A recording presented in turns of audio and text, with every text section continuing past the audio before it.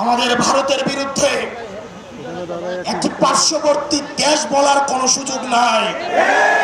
আপনার জবানে স্পষ্ট করতে হবে এই বাংলাদেশকে ভারত একটা ফিলিস্তিন বানাইতে চায়। এই বক্তব্যটা শেষের ভিত্তিতে আমাদেরকে সবাইকে ঐক্যবদ্ধ হতে হবে।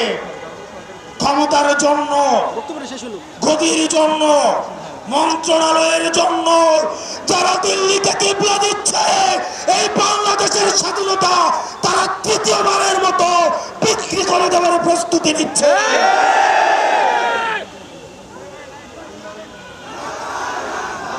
প্রিয় মুক্তিকামী জনতা, আপনার আমার মৃত্যু এই নির্বাচন কমিশনের কাছে কেবলমাত্র একটি সংখ্যা। অথর্ব নির্বাচন কমিশন বলে হাদির মৃত্যু নাকি একটি বিচ্ছিন্ন ঘটনা।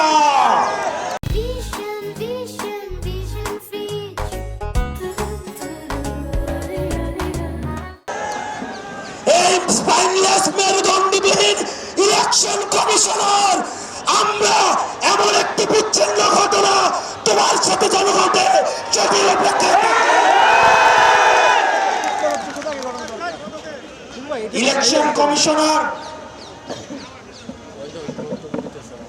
কাদের প্রেসক্রিপশনে নিয়োজিত, কারা তাকে নিয়োগ করেছে?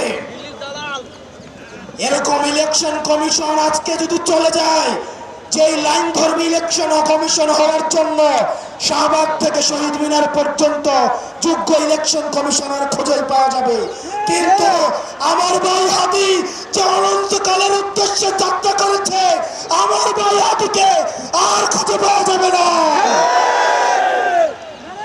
প্রিয় মুক্তিকামী সংগ্রামী, আপনারা জানেন আমাদের দেশের এক শ্রেণীর আওয়ামী লীগ রয়েছে,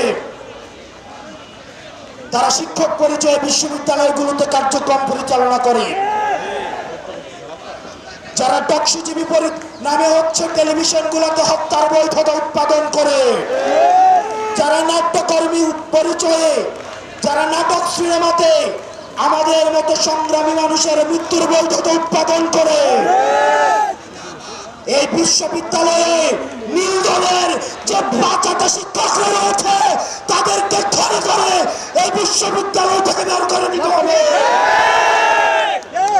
এই নাটক সিনেমা থেকে আওয়ামী মুজিবের বাচ্চাটা এইসব শিল্পকর্মীদেরকে দেশ থেকে বের করে দিয়ে ভারতে পাঠিয়ে দিতে হবে। টকশিজীবীদের উদ্দেশ্যে এই ভারতীয় আধিপত্যের বৈধতা উৎপাদন যারা করছে যেসব টকশিজীবীরা, আপনাদের তাদের এই ফ্যাসিস্টদের মানবাধিকারে আপনারা যারা বিশ্বাস করেন তারা মুসলিমের মানবাধিকারে বিশ্বাস করে না। আর দিন শেষে আজকে এই বেদিতে আপনারা যারা বসেছেন আর যারা আসেন নাই, আপনাদের দুইজনকেই বলি, ক্ষমতার লোভে অন্ধ হয়েন না। আজকে যদি আমার বুকে গুলি লাগে, আমি জানি এই ধরনের একটা প্রোগ্রাম হবে, এসে বক্তৃতা দিবেন, তারপর চলে গিয়ে আবার হচ্ছে সিট নিয়ে নেগোসিয়েশন করবে। অনেক দল রয়েছে, যেহেতু আরপিও সংশোধন হয়েছে, এখন অন্য দলের মার্কায় নির্বাচন করতে পারবে না বলে নিজের দলের মার্কা বিলীন করে দেওয়ার জন্য তারা রেডি হয়ে আছে। এগুলো দিয়ে জাতীয় ঐক্য হয় না, এসব জাতীয় ঐক্য এগুলো মেকি। আমাদের হাদি ভাইয়ের রক্ত এই জাতীয় ঐক্যের আঘা হয়ে আসুক, সেটা আমরা চাইনি। আপনারা যদি দেশের প্রশ্নে, সার্বভৌমত্বের প্রশ্নে, বাংলাদেশের প্রশ্নে দলীয় স্বার্থের ঊর্ধ্বে উঠে আমরা 1 আগস্ট, আমরা 3 আগস্ট 2024 সালে এই শহীদ মিনারের বেদিতে দাঁড়িয়ে যেভাবে আমরা ফ্যাসিবাদের বিলোপ এবং নতুন রাষ্ট্র ব্যবস্থা বিনির্মাণের যে এক দফা দাবি দিয়েছিলাম, আমাদের সেদিনের মতো আবার ঐক্যবদ্ধ হতে হবে।